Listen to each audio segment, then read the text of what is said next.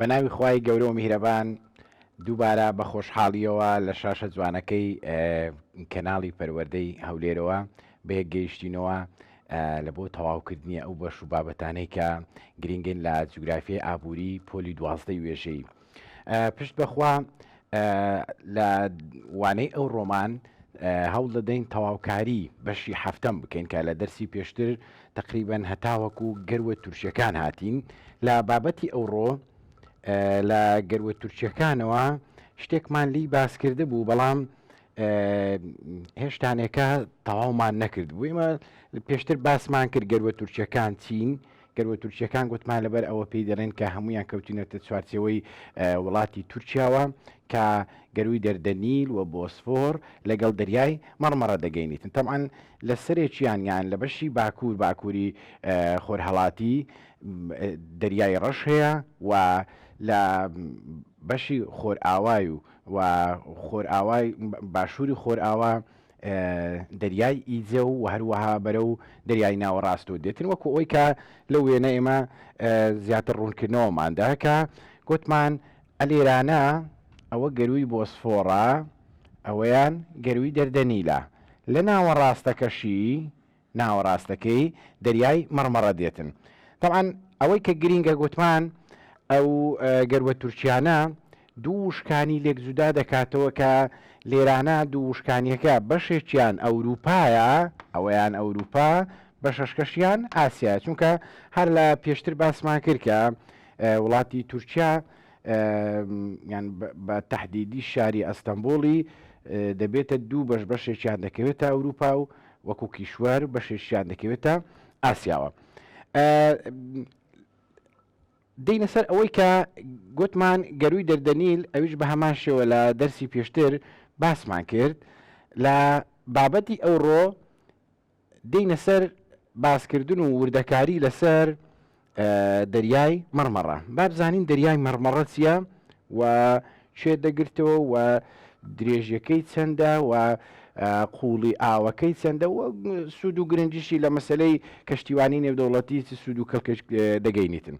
طبعاً ئەم دەریایە مەبەستمان دەریای مەڕمەڕەیە، ئەم دەریایە تورکیا هەردوو گەروەکە بەیەکەوە دەبەستیتەوە. کام گەروە؟ لێرە مەبەستمان گەروی بۆسفۆر لەگەڵ ئەوەی تریان گەروی دەردەنیل،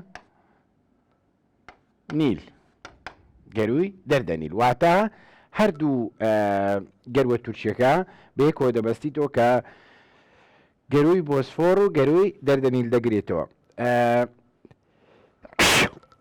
الحەمدولله ببورن. زۆرترین درێژی لە دەریای مەڕمەڕە مەبەستمان لە دەستپێکی گەروی بۆسفۆڕەوە لەگەڵ گەروەکەی ترکە گەروی دەردەنیلە درێژەکەیان دەگاتە 340 کیلۆمەتر. پانیەکەی لە نێوان پانیەکەی یعنی ئێمە کە دەڵێن درێژیەکەی مەبەستمان لە گەروی بۆسفۆڕەوە هەتاوەکو گەروی دەردەنیل، ئەو درێژیە دەڵێن 340 کیلۆمەترە. 340 کیلۆمەتر. طبعاً پانیەکەی ئەگەر ئەوە شێوەیەکی نزیک لە ڕاستی لێ بۆ بچێشین، پانیەکەیتی لە نێوان 32 لە بۆ 64 کیلۆمەترە. ئەوە پانیەکەیتی 32 لە بۆ 64 کیلۆمەتر. باشە، قوڵیەکەی لە نێوان چەند بۆ چەندە؟ قوڵیەکەی لە نێوان 15 لە بۆ 40 باڵای دەریایی. خۆ گوتمان یەکەیەکی پێوانە لە بۆ قوڵی ئاوی دەریا و زەریاکان بەکاردەهێنرێتن. هەندێک شوێنی قوڵی دەگاتە 100 باڵای دەریایی، هەندێک شوێنی ئەوەندە قوڵیاتەکەی یانی ئەوەندە باشە دەگاتە 100 باڵای دەریایی. دەریاڕەوی بێمەترسیە، تەنیا لە هەندێک بەشی باشووری خۆرئاوا نەبیتن، هەندێک بەشی باشووری خۆرئاوا کە دەگاتە چییە؟ دەگاتە دەردەنیل.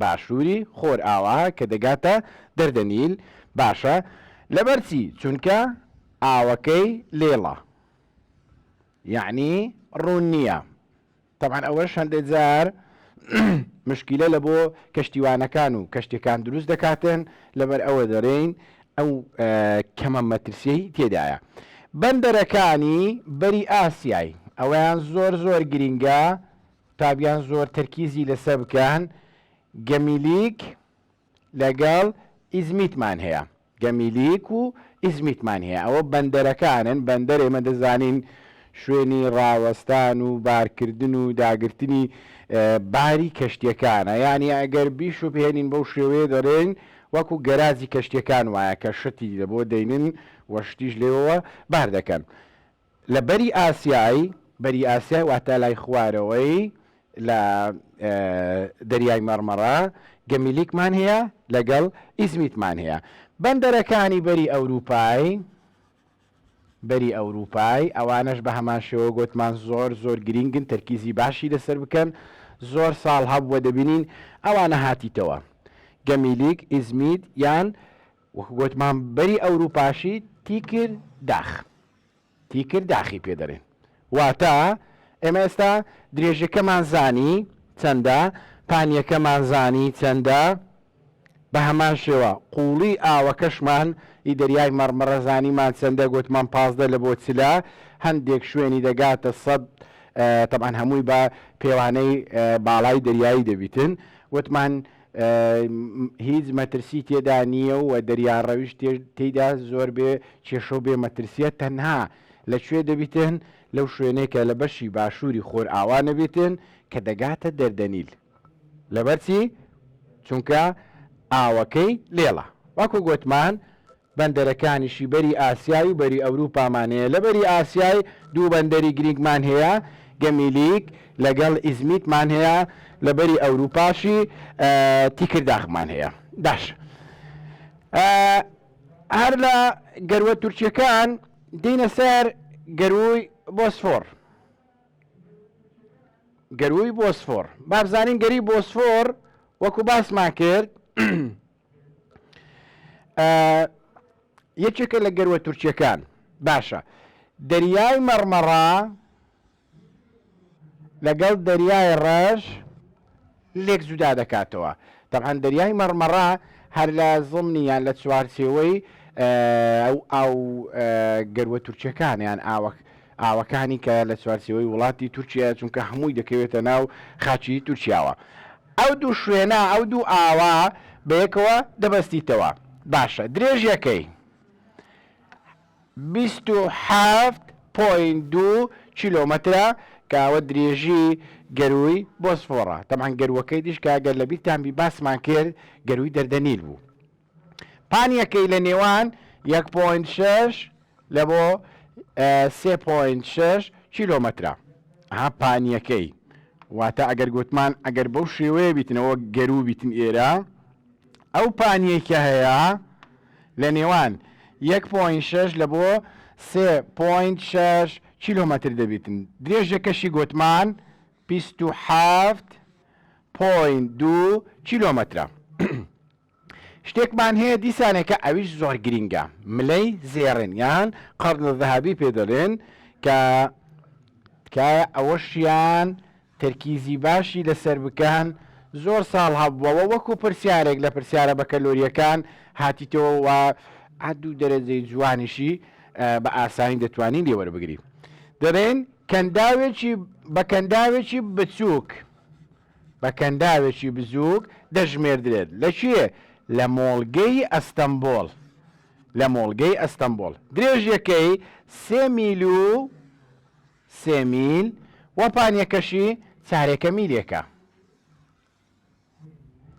درێژەکەی 3 میل و پانیەکەشی چارێکە میلێکە یعنی یەک لە سەر چاری میلێک باشە ئەو شوێنانەی کە بە کەڵکی دەریاڕەوی دێت چل باڵای دەریایی دەبیتن طبعا لەکوێ لە گەروی بۆسفۆر چونکە ئەو ملەی زێڕینەش هەر لە چوارچێوەی گەروی بۆسفۆر حساب دەکرێتن واتە ئەو شوێنێک کە بە کەلک دەریاڕەوی دێتن قوڵیەکەیان قوڵی ئاوەکەی کە کەشتی پێیدا دەڕواتن نزیکەی چل باڵای دەریایی دەبیتن. کەنارەکانی زۆر لێژن، کەنارەکانی گەروی بۆسفۆر زۆر لێژن، بەڵام لە هەندێک شوێندا پێچ و گۆشەی دیاری وای تێدایە کە بە کەڵکی لادانی پاپۆر دێت.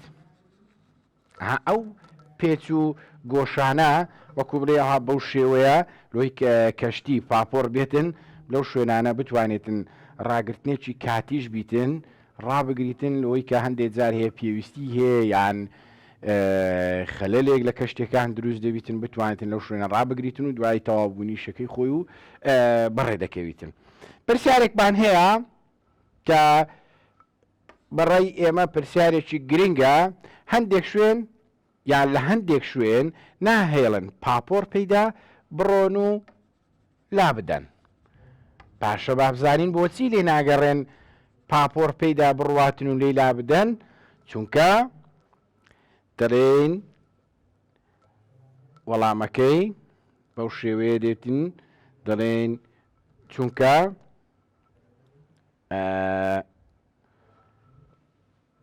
چونکە ژمارەیەکی زۆر سیمی دەریایی و کێبڵی تێدایە.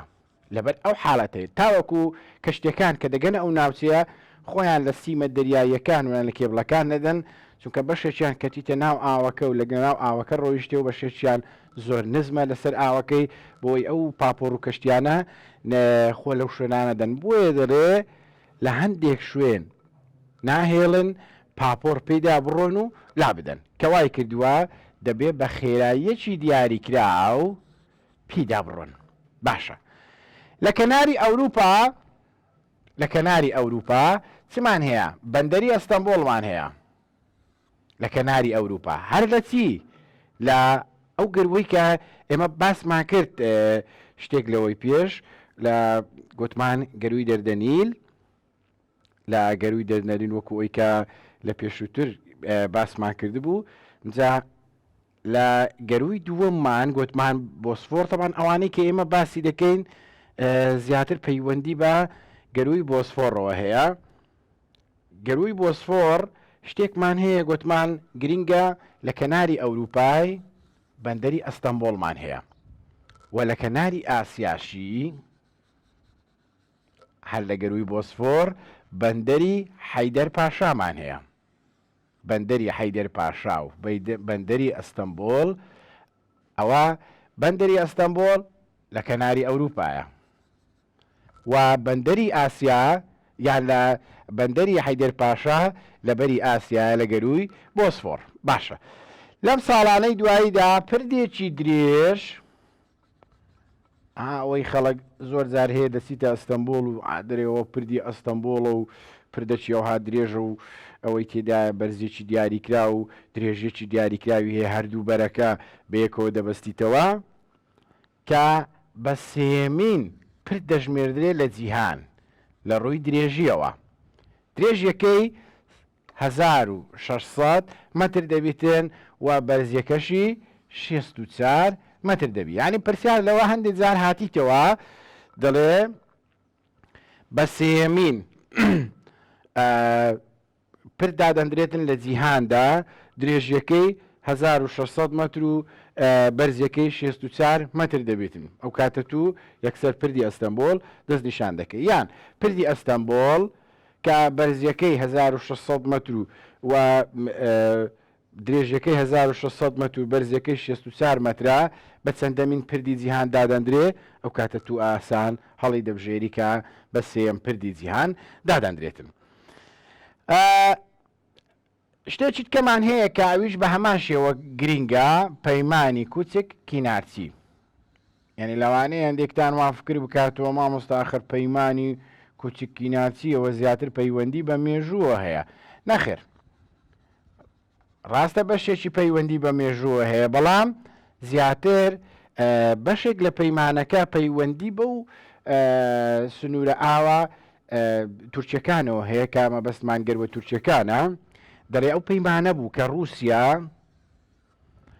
سەپاندی بەسەر سوڵتانی عوسمانیدا، بەسەر سوڵتانی عوسمانی ساڵی 1774 طبعا بەدەگمەن ساڵ وەکو پرسیار مەسمان وەکو پرسیاری هەڵبژاردن نایەتەوە، دەکرێت لە ناو پرسیارەکە بێتەوە دەبەز نەک وەکو وەڵامەکە بێتەوە، بەڵام تاکە پرسیار کە ئەگەر هاتیتەوە ساڵانی پێشتر و گریمانە و یان گومانی هاتنەوەشی لێ دەکرێتن تەنها ئەوەیە کە پەیمانی کۆچی کینارسیە ئەویش ساڵی 1774 گوتمان ئەو پەیمانە بوو کە رووسیا سەپاندی بەسەر سوڵتانی عوسمانی بەپێی ئەو پەیمانە دەبوو دەریای ڕەش و هەموو گەروە تورکیەکان لە بەردەم کەشتێ بازرگانیەکانی رووسیا کراوە بن، لە بەردەم کەشتێ بازرگانیەکانی رووسیا کراوە بن.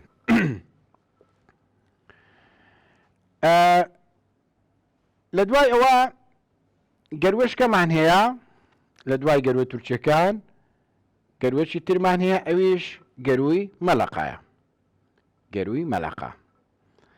جا دەینە سەر ئەوەی کە بابزانین گەروی مەلەقا دەکەویتە کوێ و گرنجەکەش لە چیدایە. دەڵێن ڕێڕەوێکی ئاوی سروشتیە، یعنی بەدەست هەڵ نەکەندرایە وەکو نۆکەندی سوێس و ئەوانە، یان وەکو ئەوەی کە پەنەما ئەوانە بەدەست هەڵ نەکەندرایە. مەسەلەن دەکەوێتە چێ؟ دەکەوێتە باشووری خۆرهەڵاتی ئاسیا، دەکەوێتە باشووری خۆرهەڵاتی ئاسیا. نیمچە دوورگەی مالیزیا لەبەرچی پێی دەڵێن نیمچە دوورگە چونکە هەر چار دەوری بە ئاو نەگیرە، چونکە ئەگەر هەر چار دەوری بە ئاو گیرابا پێی دەڵێن دوورگە، بەڵام لێرە دەڵێن نیمچە دوورگەی مالیزیا و دوورگەی سۆمەترا. طبعا دوورگەی سۆمەترە دەکەوێتە ئەندەنوسیاوە لێک زیاد دەکاتەوە. لە لای باکووری خۆرئاوا، لە لای باکووری خۆرئاوا، هەم باکووری خۆرئاوا، باکووری خۆرئاوا باشە، سەرێ ئێمە دەزانین باکوور خۆرهەڵات و خۆرئاوا و باشوور. ئێمە شوێنەکەمان دەکەوتە چێوە دەڵێن لە لای باکووری خۆرئاوای چمان هەیە؟ دەریای ئەندومانمان هەیە، دەریای ئەندومان. لە زەریای هیندی دەکەوێتە چوارچێوەی زەریای هیندی لەگەڵ دەریای چین. دەریای چین لە چیە؟ لە لای باشووری خۆرهەڵات، لە لای باشووری خۆرهەڵات، باشووری خۆرهەڵات یعنی بەو شێوەیە. پێک دەگەینیتن ئەو دوو شوێنە پێک دەگەینی، واتە دەریای ئەندومان کە دەکەوێتە ناو زەریای هیندی لەگەڵ دەریای چین پێکەوە دەبەستیتەوە. درێژیەکەی 800 کیلۆمەتر و وەپانیەکەشی لە نێوان 50 لە بۆ 320 کیلۆمەترە، لە نێوان 50 لە بۆ 320 کیلۆمەترە. ڕێڕەوێکی سەرەکیە ئەوەیان تەرکیزی باشی لەسەر بکە کە دەڵێن ڕێڕەوێکی سەرەکیە بۆ گواستنەوەی نەوت بۆ چین و ژاپۆن، یعنی بەو ڕێڕەوە یان ئەو ڕێڕەوە ڕێڕەوێکی زۆر سەرەکی و گرینگە لە بۆ گواستنەوەی نەوت لە بۆ چێندێرێ لە بۆ چین و لە بۆ ژاپۆن. گەورەترین بەندەری مەلەقامان هەیە، گەورەترین بەندەر وەکو گوتمان بەندەر شوێنی ڕاوەستان و داگرتن و بارکردنی کەشتێکانە. اینجا کەشتی بازرگانی بیتن یان کەشتی گواستنەوەی خەڵک و شوێنەکان بیتن یان لە بۆ شوێنەکان. مالیزی و سەنگافوریە.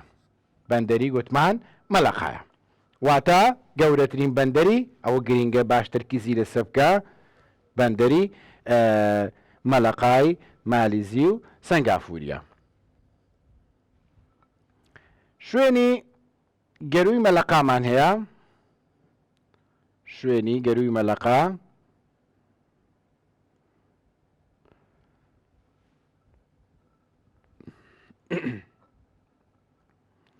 شوێنی گەروی مەلەقا طبعا دەڵێ هاوتای نۆکەندی سوێز دەخەمڵێندرێتن، هاوتای نۆکەندی سوێز دەخەمڵێندێ لە ڕووی جوڵەی کەشتیوانی.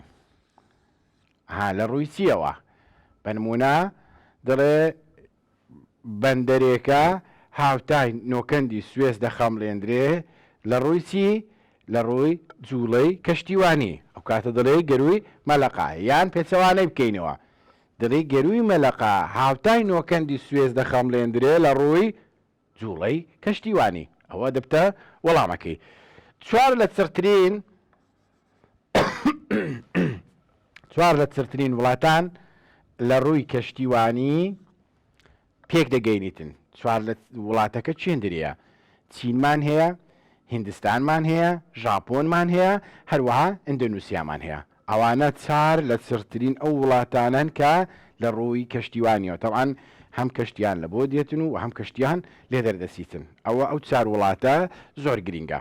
باشە، ساڵانە پتر یان زیاتر لە نزیکەی، طبعا ئەوانە نزیکەینە، شتێک زیاد شتێک کەم فەرق ناکەن. دەڵێت ساڵانە پتر لە 5,000 کەشتی پێدا ڕەت دەبیتن. وەکو گوتمان ساڵانە پتر یان زیاتر لە 5,000 کەشتی پێدا ڕەت دەبیتن. لە 120 لە بۆ 125 کەشتیوانی جیهانی تێدا ئەنجام دەدرێتن. یعنی کەشتیوانی جیهانی ئەگەر بیکەین بە 100 نێزیکەی 120 لە بۆ 125 لەو گەروە کە گەروی مەلەقایە تێدا ئەنجام دەدرێتن. نیوەی بازرگانی نەوتی جیهانی پێدا تێدەپەڕیتن. نیوەی بازرگانی جیهانی نەوتی پێدا تێدەپەڕیتن. بەردەوام لە گەشەکردندایە یان لە گەشە سندندایە بەهۆی چی؟ گەشەی ئابووری چین. ئێمە دەزانین کە چین لە وڵاتان لەو دوایانە بۆتە یەکێک لە زەرهێزە ئابوووریەکانی جیهان. طبعاً هەر وڵاتێکی گەورەی ئابووریش پێویستی بە نەوت دەبیتن کە چین بەشێکی زۆر لە نەوتی لە دەرەوە لە بۆ دێتن، زیاتر بەو گەروەدا تێدەپەڕیتن و ئەو کاڵاو کەلوپەلانەشی کە دروستی دەکاتن پێویست بەوە دەکات بینێتە دەرەوە، ئەوش دیسانە کە بەشێکی زۆری بەو گەروەدا ڕەت دەبیتن. واتە بەردەوام جوڵەی کەشتیوانی لەو گەروەدا ئەنجام دەدرێتن. ئەگەر لە نەخشەکەەوە تەمەشا بکەین بەو شێوەیە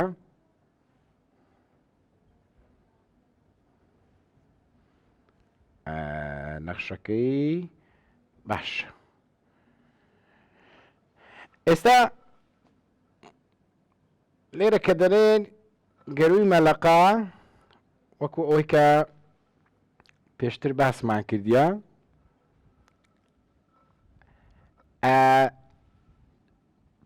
ئەویان وەکو هەڵبژاردن هاتەوە لەسەر نەخشە. یعنی هەڵبژاردن دەکری ئەوها نەخشەیەکی لەو بابەتت لە بۆ بێتەوە، ناوی شوێنەکانت لە بۆ ڕەش دەکاتەوە یان ناهێڵیتن، پێت دەڵێتن فلان شوێن چییە. مەسەڵەن هات بۆەوە ناوی ئێرەی نەدابوو، ئەوەی ڕەش کرد بۆەوە ژمارەیەکی دانابوو، ژمارەیەک نووسی بووی چ وڵاتێک دەنوێنیتن، کەواتە تو ئاسانە و کاتە دەرێەوە تایلەندە. ئەوە دوورگەی سۆمەترەیە هات بۆەوە، دوورگەی سۆمەترە ژمارەیەکی لە بۆ دانرابوو ها دوورگەی سۆمەترا. باشە، گەروەکە دەکەوتە چیە؟ ئەوە گەروەکەیە، ئەوە گەروەکەیە کە مەبەستمان گەروی مەلەقایە، گەروی مەلەقا. باشە، تەمام بەو ئەندازەیە کۆتاییمان بە بەشی هەفتەم هینا دوای ناوبڕێکی کورد و پشوێکی کورد ئیشاڵا دەگەڕینەوە لاتان. جارە دەگەڕینە سەر بەشی سێەم کە بەشی سێمیش یەکێکە لەو بەشە گرنگانەی کە لەوانەیە هەم قوتابی و خوێنکار و لەگەڵ ڕێزی زۆرم لەوانەیە مامۆستاشە بیتن ئەوەندە بە بەشێکی گرنگی دانە نابیتن، بەڵام ساڵانە چەند پرسیارێکی گرنگی لێ دێتەوە و پێویستە قوتابی و خوێنکار ئەو بەشە بە جوانی زەبت بکاتن لێ. ئینشاڵڵا دوای ئەو ناوبڕە کورتە دەگەڕینەوە لاتان لە بۆ بەردەوامبوون لە بابەتەکانمان لە بەشی سێەم بەردەوام دەبین ئینشاڵڵا. تاو کات بەخواتان دەسپێرم دووبارە ئینشاڵڵا دەگەڕینەوە لاتان.